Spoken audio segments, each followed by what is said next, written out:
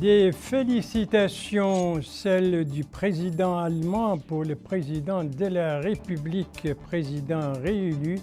Félicitations dans un message qu'il lui a adressé à l'occasion de sa réélection.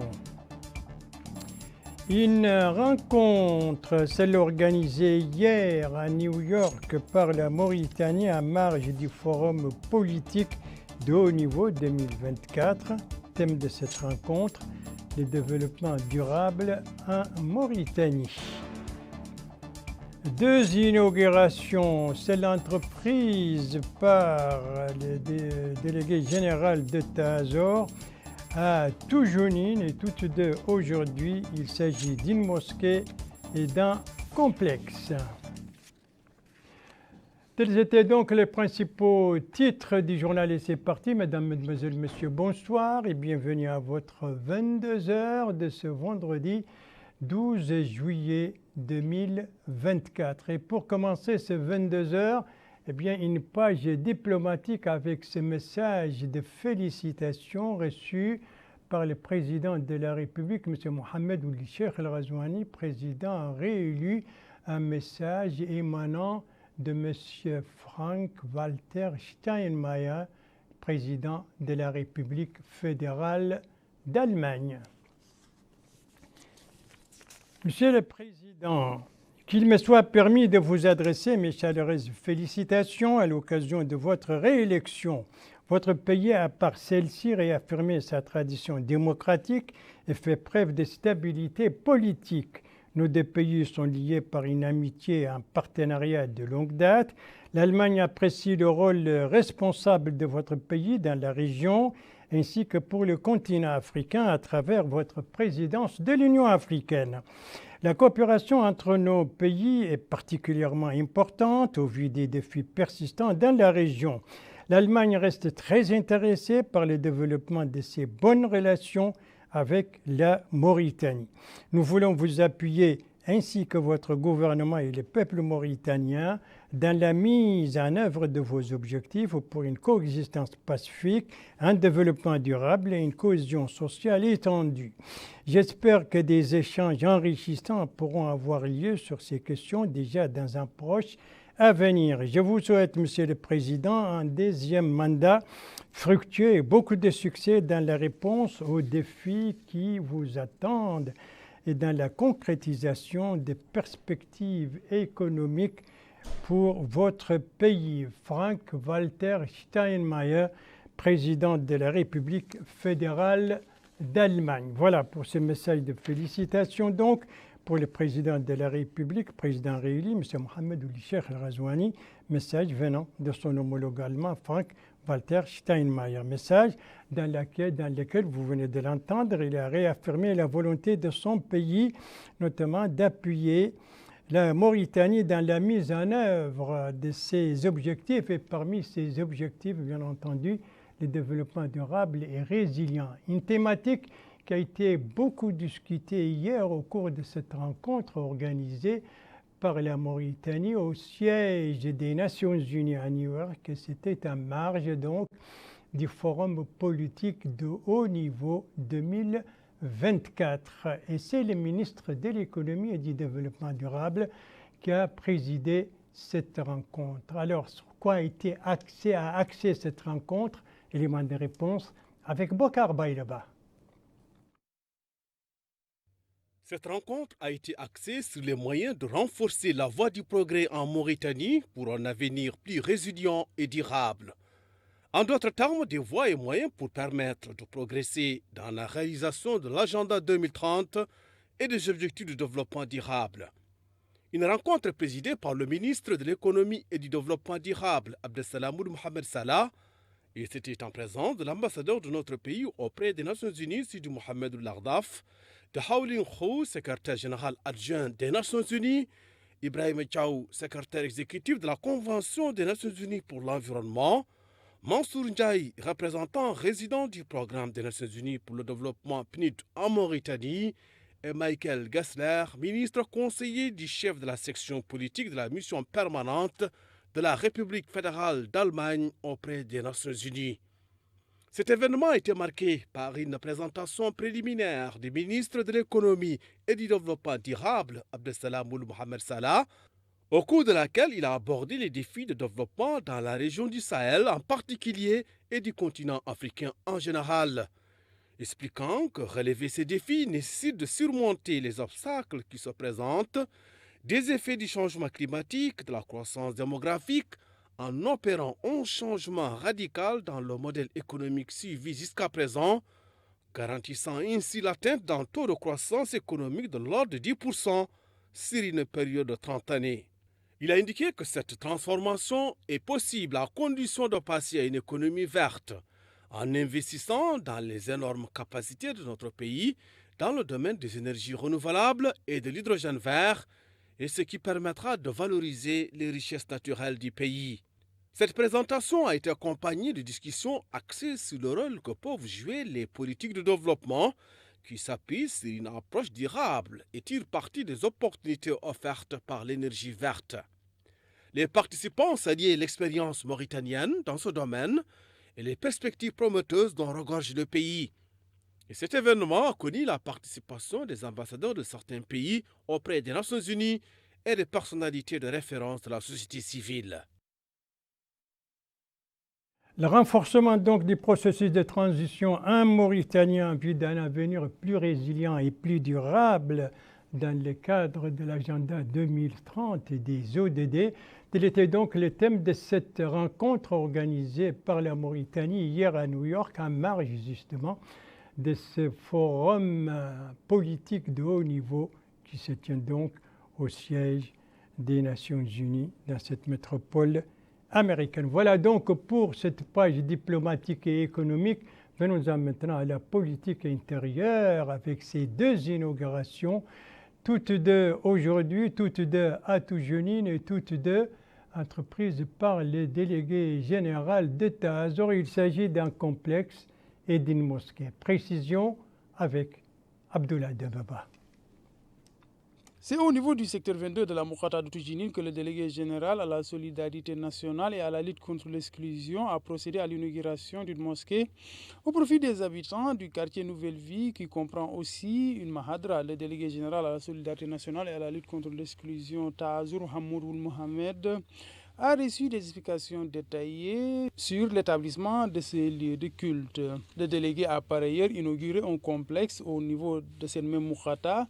Ce complexe permet aux habitants de se procurer des denrées alimentaires à des coûts réduits. Il comprend aussi un restaurant et une salle dédiée à la pratique du sport, particulièrement du football. Le délégué général à la solidarité nationale et à la lutte contre l'exclusion a affirmé que ces différentes réalisations ont été accomplies sur instruction du président de la République visant à doter les citoyens vulnérables du pays des services nécessaires. Ce qui, souligne-t-il, permet de lutter contre la pauvreté. Il a appelé la frange jeune à accompagner l'État dans le cadre de la mise en œuvre de ces différentes politiques, conditions sine qua non, dit-il, pour un développement du pays. Le maire de la commune de Toujénine a pour sa part indiqué que ce complexe va contribuer à l'amélioration des conditions de vie des populations, particulièrement ceux qui sont démunis. Il a salué la réception de ces infrastructures dont les travaux ont été engagés récemment. À la suite de ces allocutions, le délégué général à la solidarité nationale et à la lutte contre l'exclusion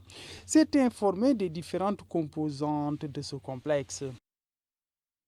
Voilà, un complexe et une mosquée donc inaugurée aujourd'hui à Toujénine. Les deux inaugurations, c'était aujourd'hui. Aujourd'hui a vu également l'opération d'incinération des produits prohibés et des produits périmés. C'était donc par les bureaux de la douane du port autonome de Nouakchott, autrement dit le port de l'amitié. Précision sur cette opération d'incinération avec Yedali Fall. Ce camion décharge ici, à quelques kilomètres de la capitale Nouakchott, des tonnes de produits périmés ou prohibés.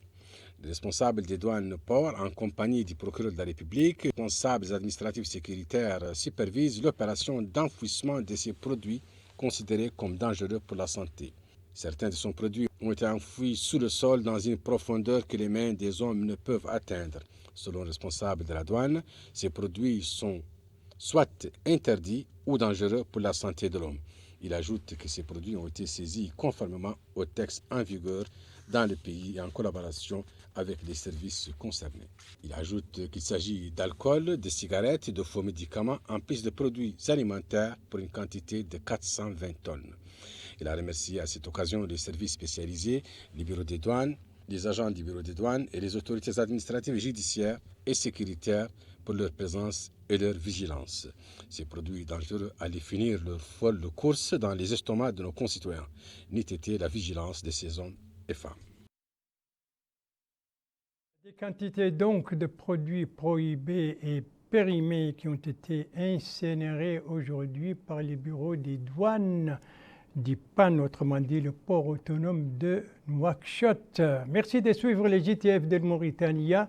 La suite du journal avec 2 pages, l'une pédagogique, l'autre médicale et bien entendu la pluviométrie. La page pédagogique d'abord, consacrée donc aux examens nationaux qui viennent de se dérouler à travers les pays. Les examens dont les derniers, vous le savez, c'était celui du baccalauréat. Le baccalauréat dont la dernière épreuve, c'était ce matin. Al-Hajj Abdallah Din. Après 3 jours successifs, les examens du baccalauréat pour l'année scolaire 2023-2024 ont pris fin sans incident notoire selon les autorités éducatives concernées. À ce concours qui s'achève aujourd'hui, participent plus de 47 000 candidats ambitionnant d'accéder à l'université et d'étudier des disciplines académiques appropriées. Dans les salles dédiées à la passation des épreuves, les surveillants étaient fortement présents dans le but de faire éviter et de déjouer toute tentative de tricherie. Le staff pédagogique affirme que les examens du baccalauréat se sont déroulés dans de bonnes conditions et souligne que le bon déroulement des examens est le résultat d'une bonne préparation et d'une bonne organisation qui a été assurée par le département d'éducation nationale, en particulier les services des examens. Les candidats expriment leur satisfaction pour les conditions qui ont entouré le déroulement des épreuves et souhaitent bonne chance à tous les candidats et ils demandent aux autorités pédagogiques d'être équitables dans la juste correction de leurs copies. À leur tour, les parents d'élèves expriment leur espoir de voir leurs enfants réussir le bac sans entrave, ce qui, disent-ils, est tributaire d'une juste correction. Reste à signaler que le service des examens et des concours, en tant que service compétent, déclare avoir pris toutes les mesures nécessaires pour assurer une transparence dans la correction des copies en se basant sur sa longue expérience. Voilà donc pour l'examen du baccalauréat dont la dernière épreuve était aujourd'hui celle des mathématiques et les épreuves qui ont commencé, je le rappelle, le mardi dernier. 4 jours donc pour des candidates et des candidats. Le nombre s'élève à plus de 47 000 en tout. Et puis, bien entendu, le bac a été précédé par d'autres examens, à savoir celui du concours ou celui du BPC, celui du CEP, le certificat d'études primaires. Et donc, les opérations de correction se poursuivent. C'est notamment les cas, correction bien sûr pour les CEP et les brevets. Ces opérations de correction ont commencé et se poursuivent donc au niveau de Rosso et au niveau de Kaïdi. Précision avec nos correspondants régionaux dont les reportages ont été ramassés et travaillés en français par Bokar Baïleba.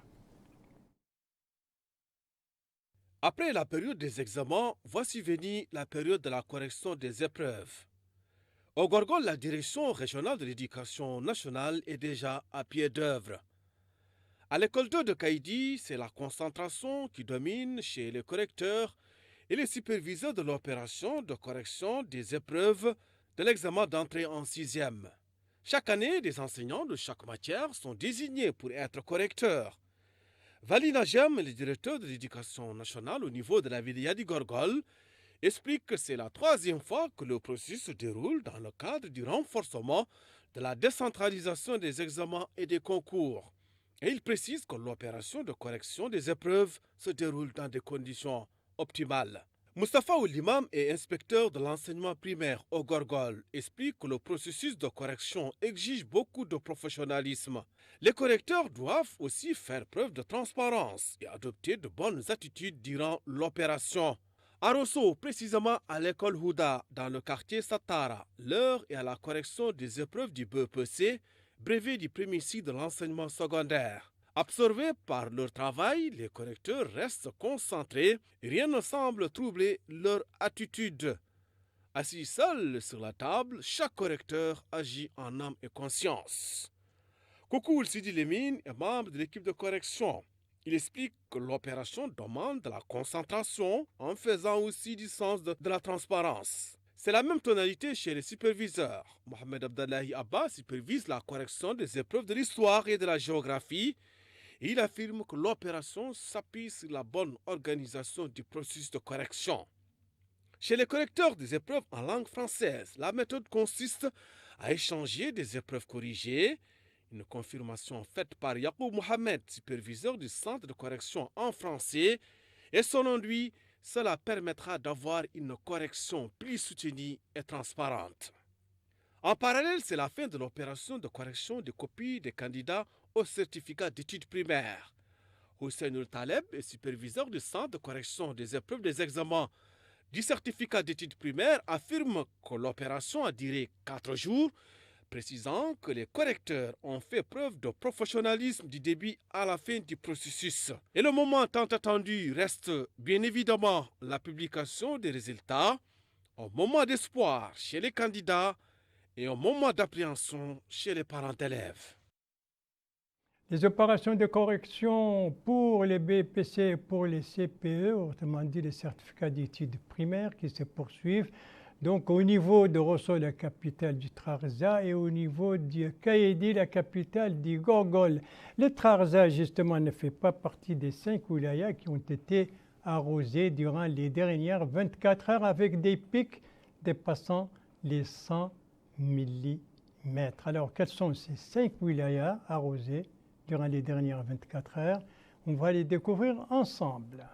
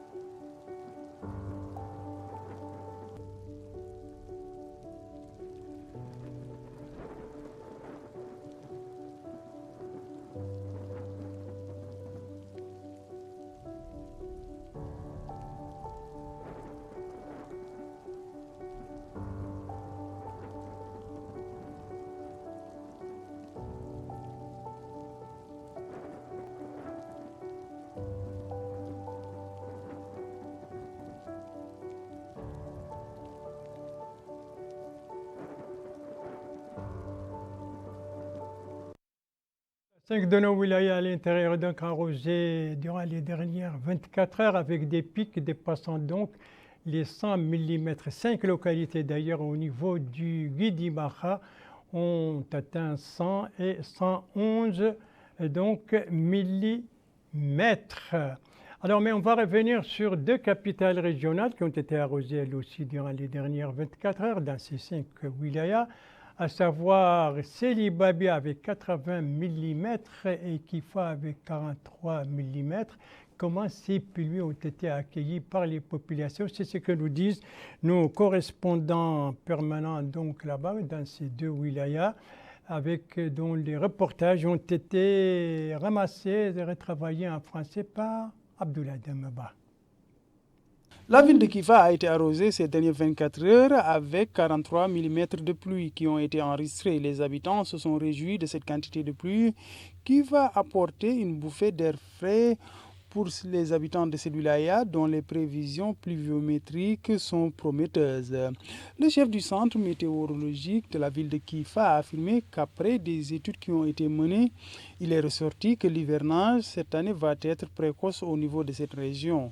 Il a en outre indiqué qu'il comporte des résultats probants. Les habitants de la ville de Kifa qui se sont en outre exprimés ont tour à tour salué cette quantité de pluie qui a été enregistrée. Ils ont cependant mis en avant le besoin d'un service d'assainissement pour la ville. Ils ont tour à tour salué le début de cet hivernage qu'ils souhaitent prometteur.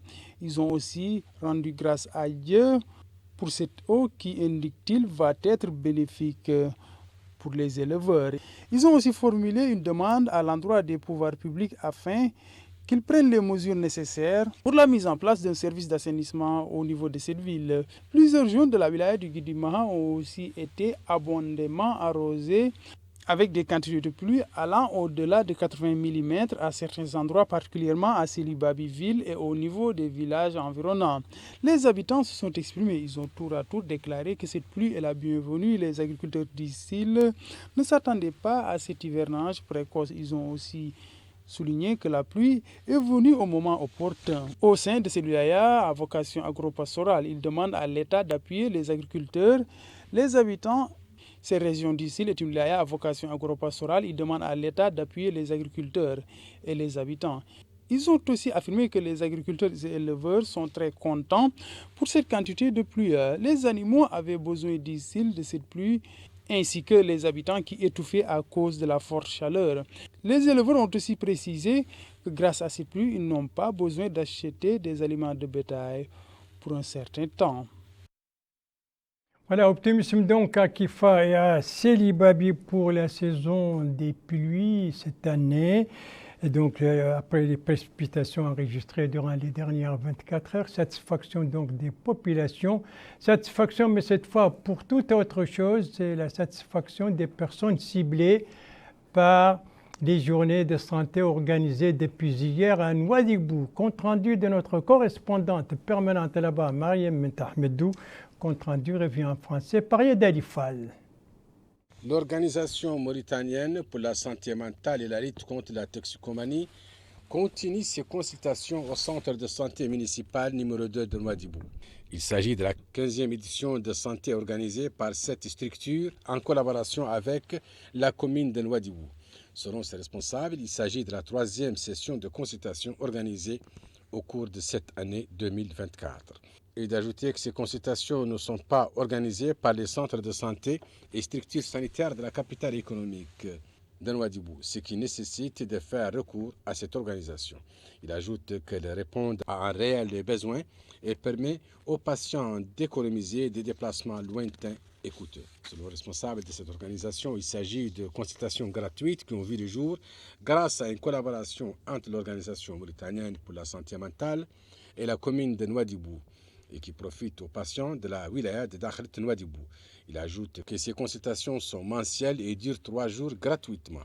La commune de Nouadhibou prend en charge la totalité des médicaments prescrits aux patients. Les bénéficiaires n'ont pas manqué de louer l'importance de telles consultations qui arrivent à point nommé. Consultation donc gratuite pour les populations durant ces 3 journées, de ces journées donc de santé organisées à Nouadhibou. Et c'est sur ces journées que s'achève ce journal. Merci à vous, mesdames, mesdemoiselles, messieurs, de l'avoir suivi. Merci bien entendu aux équipes rédactionnelles et techniques qui ont participé à sa conception. Je vous en rappelle les principales informations. Le président de la République, président réélu, reçoit un message de félicitations du président allemand à l'occasion de sa réélection.